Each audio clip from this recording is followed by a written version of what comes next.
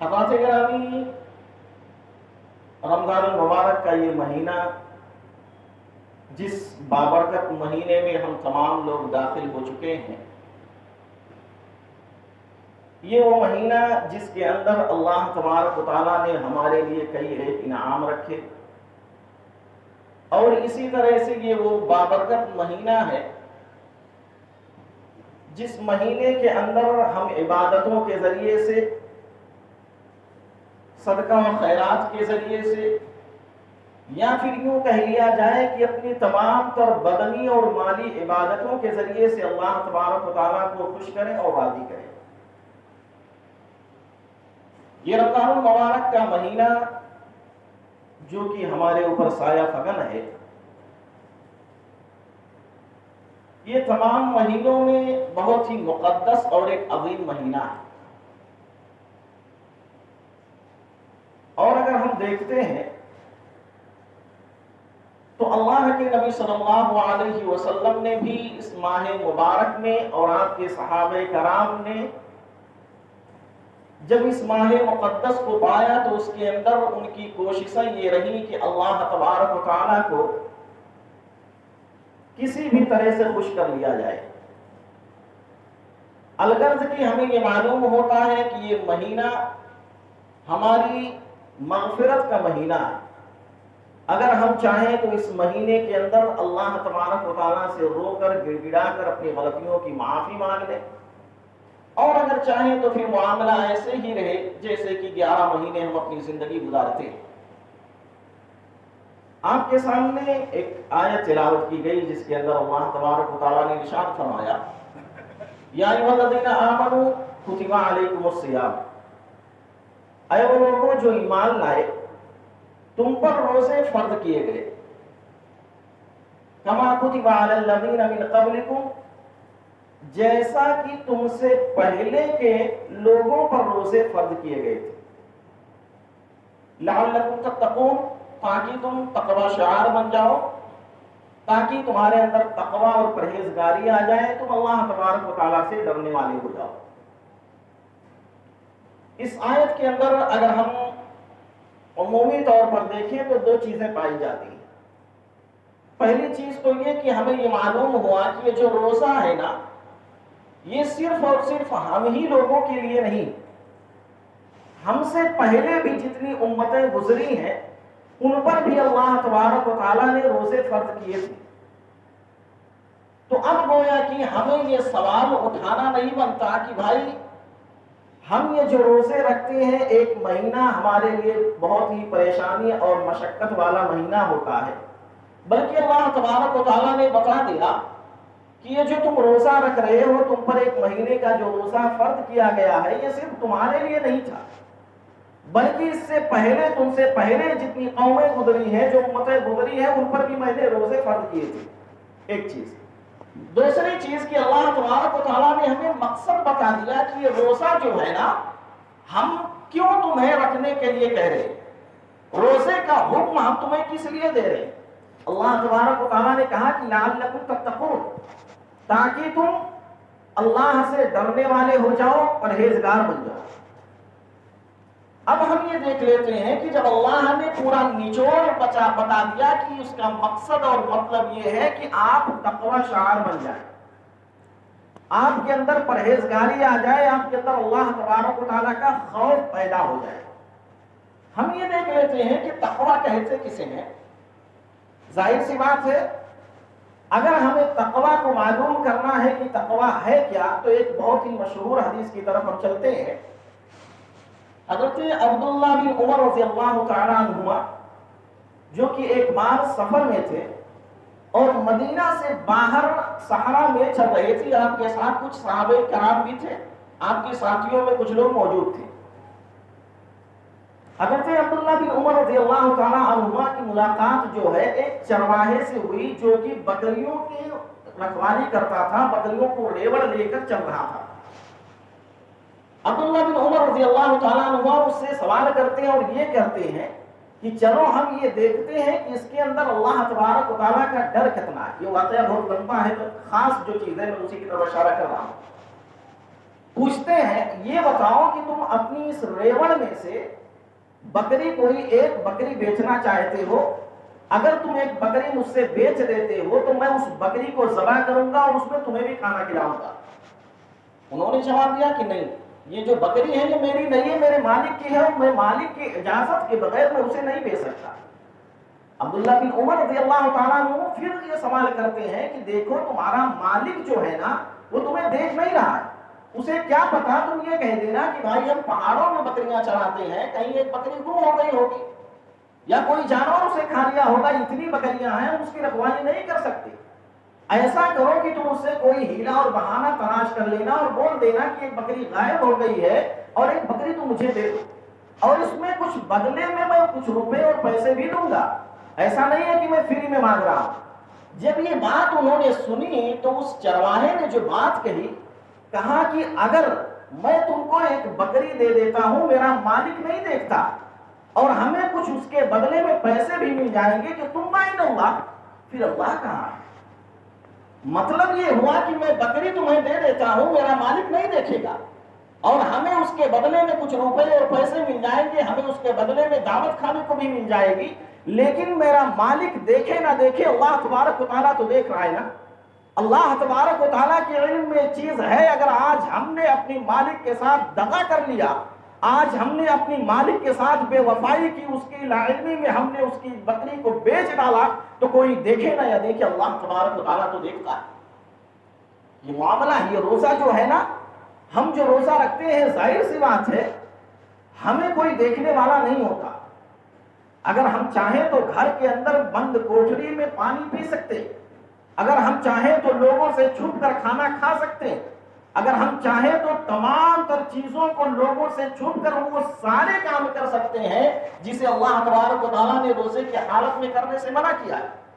لیکن ہمیں کس چیز سے ڈر لگتا ہے؟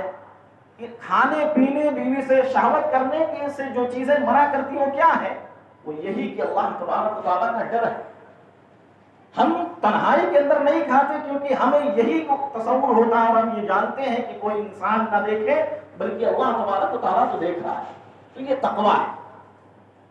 اللہ تبارک و تعالیٰ سے ہر اس جگہ ڈرا جائے چاہے لوگ دیکھنے والے ہوں یا پھر لوگ دیکھنے والے نہ ہوں۔ اسی طرح سے اگر ہم دیکھتے ہیں تو یہ آمد رمضان جو تھی، اس کی بشارت جو اللہ کے نبی صلی اللہ علیہ وسلم نے صحابہ کرام کو دی، اور کہا کہ جو کہ حضرت ابو ہریرہ رضی اللہ تعالیٰ عنہ کی روایت ہے، کہتے ہیں کہ اللہ کے نبی صلی اللہ علیہ وسلم نے فرمایا کہ آتاکم رمضان شہر مبارک،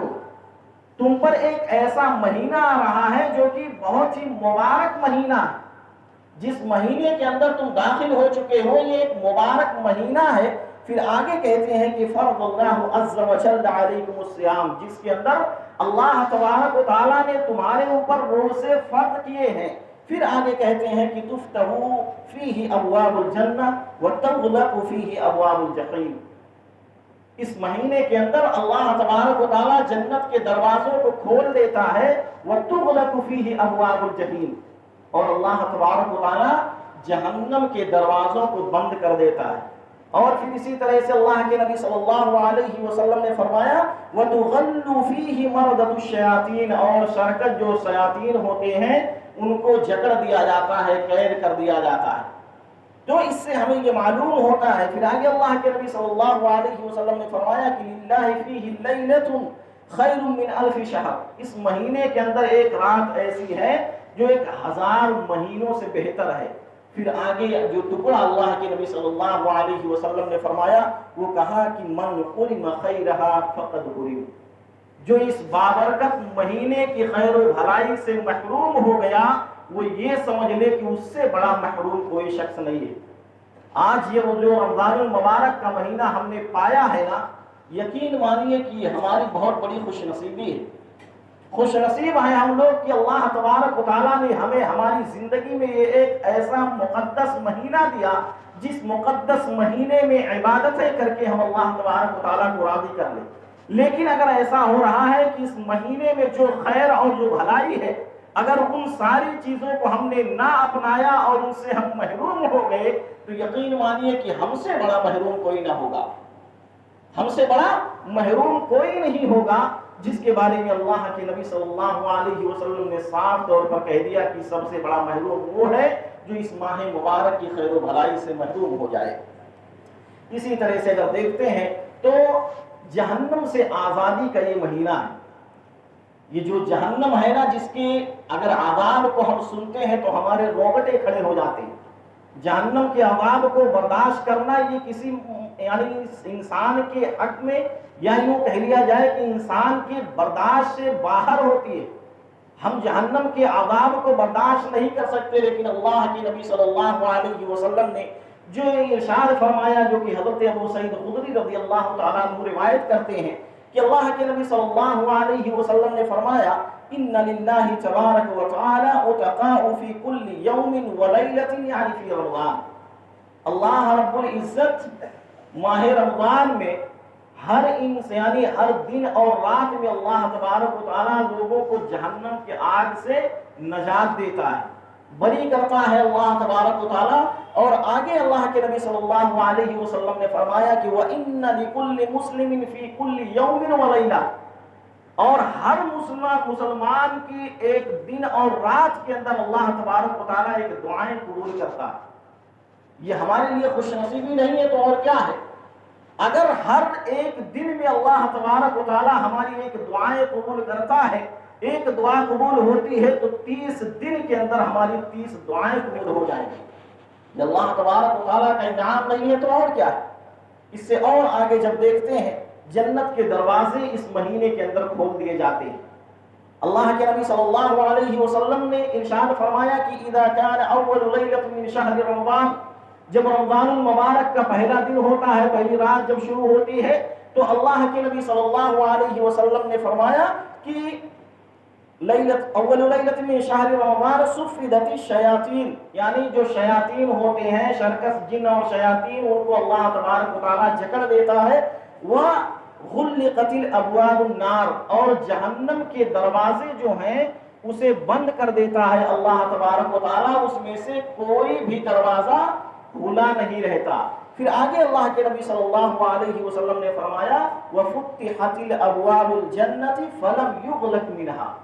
اور جنت کے تمام دروازوں کو اللہ تبارک و تعالیٰ کھول دیتا ہے اور اس میں کوئی بھی دروازہ جو ہے وہ بند نہیں ہوتا۔ وَيُنَادِي مُنَادٍ، اور ایک پکارنے والا پکار لگاتا ہے، آواز دیتا ہے کہ یا باغی الخیر اقبل، اے خیر کے طلبگار، اے بھلائی کے طلبگار آگے بڑھ۔ وَيَا بَاغِيَ الشَّرِّ اقْصِرْ، اور اے برائی کے طلبگار یا برائی کے چاہنے والے تو رک جا، پیچھے ہٹ جا۔ جس سے ہمیں یہ معلوم ہوا کہ اللہ کے نبی صلی اللہ علیہ وسلم نے یہ جو بات کہی کہ اس ماہ مبارک میں اللہ تبارک و تعالیٰ جہنم کے دروازوں کو بند کر دیتا ہے، جنت کے جو دروازے ہیں اسے کھول دیا جاتا ہے۔ یہ ہماری خوش نصیبی نہیں ہے تو اور کیا ہے؟ لیکن اگر ان ساری چیزوں کے ہوتے ہوئے اگر ہم نے اس ماہ مقدس کی قدر نہ کی، اگر اس رمضان المبارک کے مہینے کی اگر ہم نے قدر نہ کی، تو یقین مانیے کہ ہم سے بڑا کوئی ایسا شخص ہو ہی نہیں سکتا کہ جو یہ رمضان المبارک کا مہینہ پائے اور اس سے محروم ہو جائے۔ اگر ہم محروم ہو گئے تو یقین مانیے ہم اس ماہ مقدس کے لیے سال بھر رونا روتے رہے، لیکن وہ پھر موقع ہمیں ایک بار جو گزر گیا وہ دوبارہ ملنے والا نہیں ہے۔ اسی طرح سے اگر ہم دیکھتے ہیں تو آگے جو بات ہوتی ہے وہ یہ ہے کہ روزے کا اجر کیا ہے۔ ظاہر سی بات ہے کہ ایک انسان جب کوئی کاروبار کرتا ہے، کوئی کام کرتا ہے، تو اسے یہی طلب ہوتی ہے کہ اگر یہ کام ہم کرتے ہیں تو اس میں ہمارے لیے فائدہ کیا ہوگا۔ ہر انسان اپنے فائدے پر ہی چلتا ہے۔ تو اس میں اگر دیکھتے ہیں حضرت ابو ہریرہ رضی اللہ تعالیٰ عنہ جو کہ راوی حدیث ہیں، کہتے ہیں کہ اللہ کے نبی صلی اللہ علیہ وسلم نے فرمایا کہ کل عمل ابن آدم یضاعف الحسنہ، ہر ابن آدم جو نیکیاں کرتا ہے نا، اس کی نیکیاں اللہ تبارک و تعالیٰ بڑھا دیتا ہے، 1 سے 10 تک بڑھاتا ہے، اور 10 سے لے کر 700 گنا تک اللہ تبارک و تعالیٰ اس کے اندر اضافہ کر دیتا ہے، الا الصوم، مگر یہ کہ جو روزہ، پھر روزے کے بارے میں اللہ تبارک و تعالیٰ نے کہا کہ الصوم لی وانا اجزی بہ، اللہ نے کہا کہ روزہ میرے لیے ہے اور اس کا بدلہ میں ہی دوں گا۔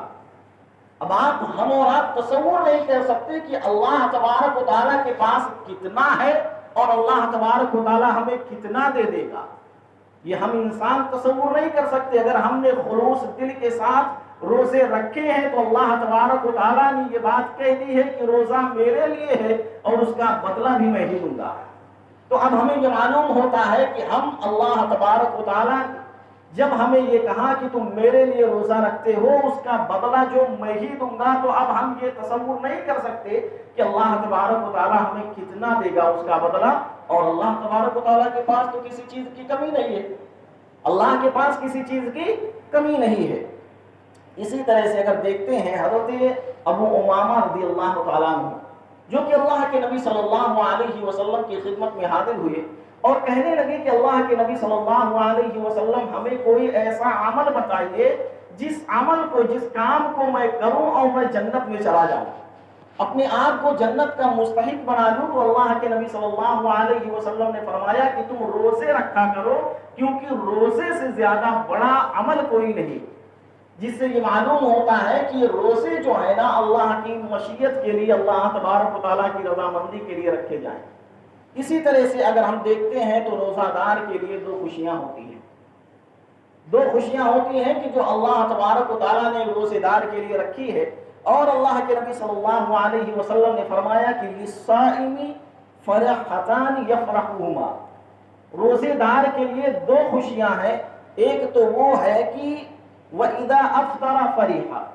جب وہ افطار کرتا ہے تو وہ خوش ہوتا ہے، اسے وہ خوشی ملتی ہے۔ اور ایک خوشی وہ ہے کہ جو اللہ تبارک و تعالیٰ کے پاس حاضر ہوگا تو اس وقت روزے کی وجہ سے جو وہ اسے خوشی ملے گی۔ تو ایک روزے دار کے لیے دو خوشیاں ہیں، جن دونوں خوشیوں میں ایک روزے دار اسے محسوس کرتا ہے۔ اور یہ انسان، یہ جو دنیا کی جو خوشی ہے نا، افطار کے وقت جب انسان افطاری کرتا ہے اسے بھوک اور پیاس جو شدت سے محسوس ہوتی ہے، وہ جب پیاس کی اس شدت کو بجھاتا ہے اسے ایک خوشی، عجیب طرح کی خوشی محسوس ہوتی ہے۔ وہ خوشی وہی انسان محسوس کر سکتا ہے جو صبح سے لے کر شام تک روزہ رکھا ہے۔ صبح سے لے کر شام تک بھوک اور پیاس کو اگر اس نے برداشت کیا ہے تو افطار کے وقت وہ اس خوشی کو محسوس کرتا ہے۔ اسی طرح سے اگر دیکھتے ہیں تو جو روزہ ہے نا، یہ روزہ ایک ڈھال ہے، یہ روزہ ایک ڈھال ہے۔ جس طرح سے ایک انسان جنگ کے اندر جاتا ہے تو جنگ میں جب جاتا ہے تو اس کے لیے کچھ ساز و سامان اختیار کرتا ہے، اپنے لیے کچھ سامان لیتا ہے کہ جس کے ذریعے سے ہم اپنی حفاظت کر سکیں۔ تو یہ روزہ بھی ایک طرح کا ڈھال ہے۔ وہ کیسے کہ ایک انسان سے جب کوئی لڑائی جھگڑا کرے، ایک انسان سے جب کوئی گالی گلوچ کرے یا اسی طرح سے کوئی ایسی باتیں، ناشائستہ باتیں کہے جو اسے اچھی نہیں لگتی، یا اس سے کوئی قتل و قتال کر رہا ہے، روزے کی حالت میں وہ شخص یہ کہے کہ بھائی ناشائی، میں روزے سے ہوں، میں یہ ساری چیزیں نہیں کر سکتا۔ جو دنیا کی فضول باتیں تم کر رہے ہو، بکواس باتیں کر رہے ہو، ایک دوسرے کی چغلخوری کر رہے ہو، ایک دوسرے کی برائی کر رہے ہو، یہ ساری چیزیں مجھ سے نہیں ہو سکتی، میں تمہارے ہاں نہیں ملا سکتا۔ مجھے اللہ تبارک و تعالیٰ سے ڈر ہے۔ اگر ہم نے روزہ رکھا ہے تو ہم نے اس لیے رکھا ہے کہ اللہ تبارک و تعالیٰ کو خوش کر دے۔ ہم تمہیں دنیا میں خوش کر کے اور تمہاری ہاں ملا کے خوشی محسوس نہیں کرنا چاہتے، بلکہ ہم روزے سے ہیں اور اللہ تبارک و تعالیٰ سے ڈرتے ہیں، ہم تم سے اس طرح کی باتیں نہیں کریں گے۔ اسی طرح سے اگر آگے دیکھتے ہیں تو اللہ کے نبی کریم صلی اللہ علیہ وسلم کی ایک بہت ہی مشہور حدیث ہے کہ جس کی حالت میں ایک انسان جب روزہ رکھے تو اللہ کے نبی صلی اللہ علیہ وسلم نے ارشاد فرمایا کہ من لم یدع قول الزور، بے شک یہ جو ہم روزہ رکھتے ہیں نا، روزہ اس چیز کا نام نہیں ہے کہ ہم نے صرف اور صرف کھانے پینے کو چھوڑ دیا، بلکہ ہمارے اندر بے حیائی، بے شرمی اور وہی چیزیں فضول باتیں رہیں۔ تو اللہ کے نبی صلی اللہ علیہ وسلم نے فرمایا کہ من لم یدع قول الزور والعمل به فلیس للہ حاجہ، جو انسان بے حیائی، بے شرمی اور اسی طرح سے فضول کی باتوں کو نہ چھوڑے روزہ رکھ کر، تو اسے اللہ تبارک و تعالیٰ کو اس بات کی کوئی حاجت و ضرورت نہیں ہے کہ ان یدع طعامہ و شرابہ، وہ اللہ تبارک و تعالیٰ کو اس بات کی کوئی ضرورت نہیں پڑی ہے کہ وہ انسان صرف اور صرف اپنا کھانا پینا چھوڑ دے اور کھانا پینا چھوڑ کر یہ ثابت کرے کہ دیکھو میں روزہ رکھتا ہوں۔ جس سے ہمیں یہ معلوم ہوتا ہے کہ اللہ کے نبی صلی اللہ علیہ وسلم نے جو یہ حکم دیا کہ تم روزہ اور اسی طرح سے روزے کی حالت میں تمام طرح کی فحش چیزوں سے بچو، تمام طرح کی لغو باتوں سے اپنے آپ کو بچاؤ، اسی میں ہم انسانوں کے لیے کامیابی اور اسی میں ہم انسانوں کے لیے بھلائی۔ آج معاملہ اگر دیکھا جائے تو اس کے برعکس ہوتا ہے، آج معاملہ اس کے بالکل الٹا ہوتا ہے کہ ایک انسان روزے کی حالت میں ہوتے ہوئے ایک دوسرے کو لعن طعن کرتا ہے۔ معاف کیجیے گا، بات کڑوی ہوتی ہے لیکن حق کہنے سے میں ڈرتا نہیں۔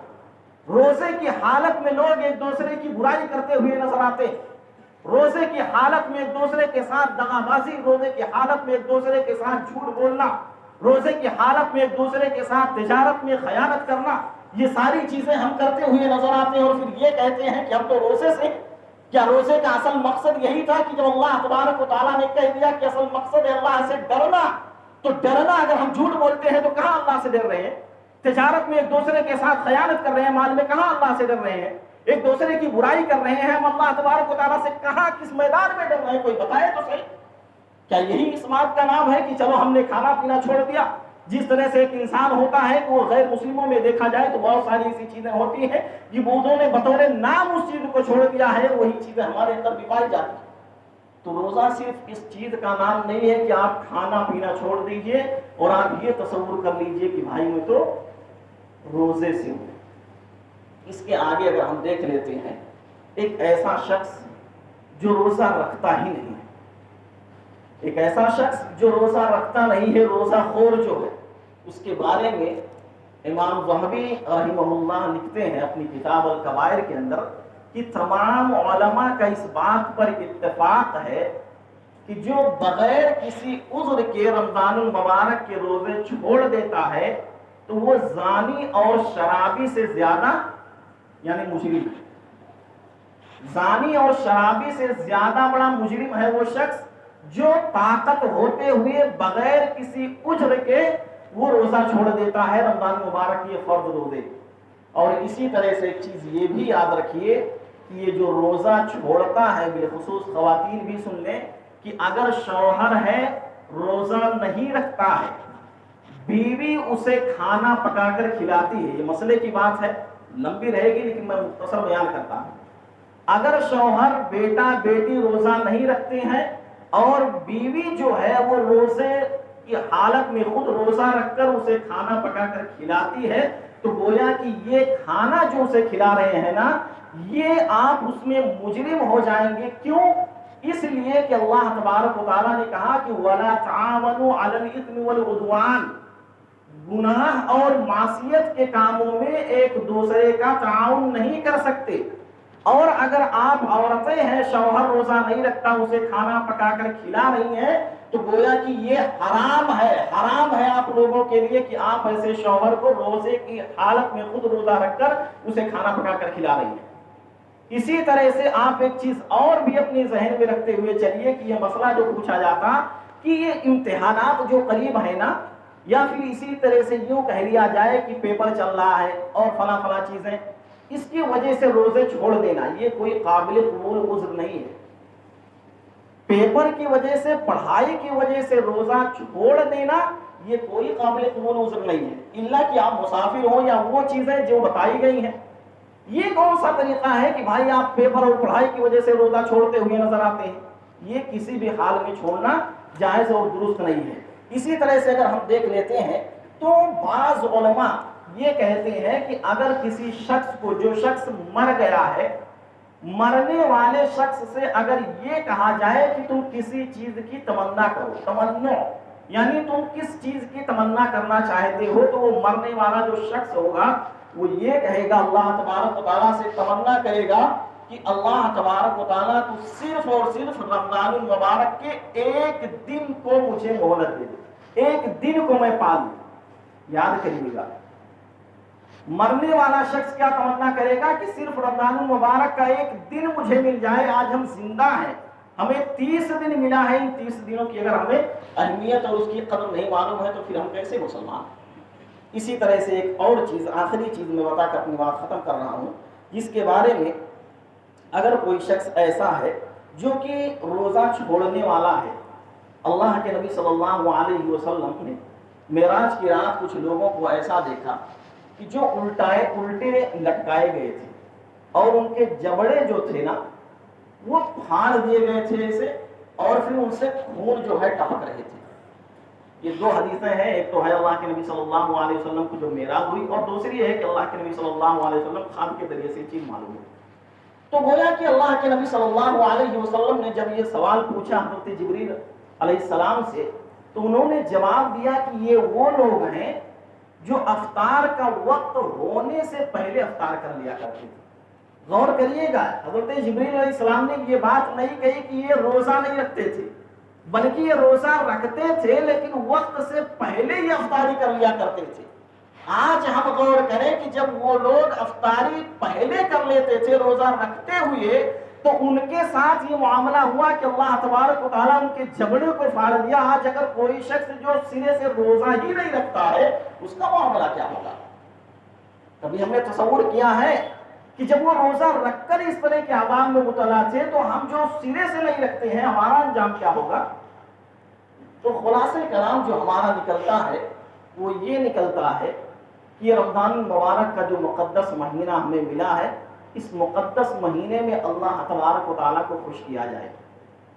اور اللہ تبارک و تعالیٰ نے جن چیزوں سے ہمیں منع کیا ہے ان تمام تر چیزوں سے رک جایا جائے، اور اسی طرح سے اللہ تبارک و تعالیٰ کی رضامندی اور خوشی کے لیے اللہ تبارک و تعالیٰ کو خوش کرنا اگر ہمارا مقصد ہو جائے اور ہمارے دلوں میں تقویٰ پیدا ہو جائے، اللہ سے ہم ڈرنے والے ہو جائیں، تو یقین مانیے کہ ہمارے دل جو ہے وہ بدل سکتے ہیں، ہماری زندگیوں کے اندر آسانیاں پیدا ہو جائیں گی، اور ہم اس سے پہلے جن گناہوں کے اندر ڈوبے ہوئے تھے، جو غلطیاں اور کوتاہیاں کرتے رہے، یا ابھی تک ہم نے جو 2-3 روزے ایسے ہوئے کہ ہم نے نہیں رکھا ہے، کم سے کم ہمیں یہ معلوم ہو گیا کہ کتنا بڑا عذاب ہے روزہ چھوڑنے سے۔ تو باز آ جائیے، اور اللہ تبارک و تعالیٰ نے جو آپ کو حکم دیا ہے کہ روزے جو ہیں فرض ہیں، اگر آپ بالغ ہیں، عاقل ہیں، تو آپ کے لیے ضروری ہے کہ یہ روزے آپ رکھیں، الا یہ کہ آپ کے پاس کوئی قابل قبول عذر پیش ہو۔ آخر میں دعا کرتے ہیں کہ اللہ تبارک و تعالیٰ یہ جو مقدس مہینہ ہمیں ملا ہے، اس مقدس مہینے میں زیادہ سے زیادہ عبادتیں کرنے کی توفیق عطا فرما۔ اللہ رب العزت اس مقدس مہینے میں اللہ تبارک و تعالیٰ ہم جو کچھ بھی عبادتیں کریں ان عبادتوں کو قبول فرما۔ اللہ تبارک و تعالیٰ یہ رمضان المبارک کا مہینہ جو ہمارے اوپر سایہ فگن ہے، اللہ تبارک و تعالیٰ تو ہنسی اور خوشی کے ساتھ یہ مکمل مہینہ ہمارا گزار دے۔ اللہ تبارک و تعالیٰ ہم جو یہ بھوک اور پیاس برداشت کرتے ہیں، اللہ تبارک و تعالیٰ صرف اور صرف تیری رضا کے لیے کرتے ہیں، اللہ تبارک و تعالیٰ کو ہمارے روزے رکھنے کو قبول فرما۔ اللہ تبارک و تعالیٰ ہم سے وہ کچھ غلطیاں کوتاہیاں جو ہوتی ہیں ہماری غلطیوں کو معاف فرما۔ اللہ تبارک و تعالیٰ ہماری وہ بھائی جو روزہ نہیں رکھ سکے کسی وجہ سے، اللہ تبارک و تعالیٰ لاعلمی میں اگر انہوں نے چھوڑا ہے تو اللہ تبارک و تعالیٰ بقیہ روزے رکھنے کی توفیق عطا فرما۔ اللہ رب العزت ہمارے وہ احباب جو کسی پریشانی کے اندر مبتلا ہیں، اللہ تبارک و تعالیٰ کو ان کی پریشانیوں کو دور فرما۔ اللہ رب العزت ہمارے وہ احباب جو کسی پریشانی میں مبتلا ہیں ان کی پریشانیوں کو دور فرما۔ اللہ رب العزت ہمارے وہ بھائی جو کسی بیماری میں مبتلا ہے، اللہ تبارک و تعالیٰ کو انہیں شفاء کاملہ عطا فرما۔ اللہ رب العزت ہمارے وہ مسلمان بھائی جو آج جہاں بھی ہیں، جس حال میں ہیں، انہیں خوشیاں نصیب عطا فرما۔ اللہ تبارک و تعالیٰ ہمارے وہ مسلمان بھائی جن کے بچے آج بلک بلک کر رو رہے ہیں، کھانے پینے کی چیزوں کے لیے ترس رہے ہیں، اللہ تبارک و تعالیٰ تو غیبی طور پر ان کی مدد عطا فرما۔ اللہ تبارک و تعالیٰ تو غیبی طور پر ان کی مدد فرما۔ اللہ تبارک و تعالیٰ ہمارے وہ مسلمان بھائی جو جہاں بھی ہیں، جس حال میں ہے، اللہ تبارک و تعالیٰ تو انہیں تمام طرح کی خوشیاں نصیب عطا فرما۔ اللہ رب العزت ہماری ہر وہ خواہشیں تو قبول فرما، اور ہماری وہ جائز خواہشات جو ہم لے کر اس تیرے گھر کے اندر بیٹھے ہیں، اللہ تبارک و تعالیٰ جو ہم مانگ سکتے ہیں اور جو مانگ نہیں سکتے، اللہ تبارک و تعالیٰ تو دلوں کے بھید کو جانتا ہے، اللہ تبارک و تعالیٰ ہمیں وہ تمام تر چیزیں عطا فرما۔ اللہ رب العزت ہمارے وہ بھائی جن کا انتقال ہو چکا، اللہ تو ان کے قبر کو نور سے بھر دے۔ اللہ رب العزت ان کے قبر کو نور سے بھر دے، اگر انہیں عذاب ہو رہا ہو تو ان کے عذاب کو دور فرما۔ اللہ رب العزت ہم تمام لوگ جب تک اس دنیا میں زندہ رہیں، ایمان اور اسلام پر زندہ رہیں، اور ہمارا خاتمہ ہو تو خاتمہ بالخیر ہو۔ اللہ رب العزت بقیہ جو روزے بچے ہوئے ہیں اس کے اندر ہمیں زیادہ سے زیادہ عبادتیں کرنے کی توفیق عطا فرما۔ اللہ تبارک و تعالیٰ کو ہمیں مسجد و مدارس کو یہ اسی طرح سے ہماری وہ درسگاہیں جہاں سے ہم دین اور اسلام کی باتیں سیکھتے اور سکھاتے ہیں، اللہ تبارک و تعالیٰ ان پر ظالم حکمران جو ہے ہر طرح سے اپنا دبدبہ جما رہے ہیں، اللہ تبارک و تعالیٰ ان ظالم حکمرانوں کو تو نست و نابود کر دے۔ اللہ تبارک و تعالیٰ ان ظالم حکومتوں کو تو نیست و نابود کر دے. اللہ تبارک و تعالیٰ جب تک اس دنیا میں ہم زندہ رہیں ایمان و اسلام پر زندہ رہیں اور ہمارا خاتمہ ہو تو خاتمہ بالخیر ہو. آمین. وآخر دعوانا الحمدللہ رب العالمین.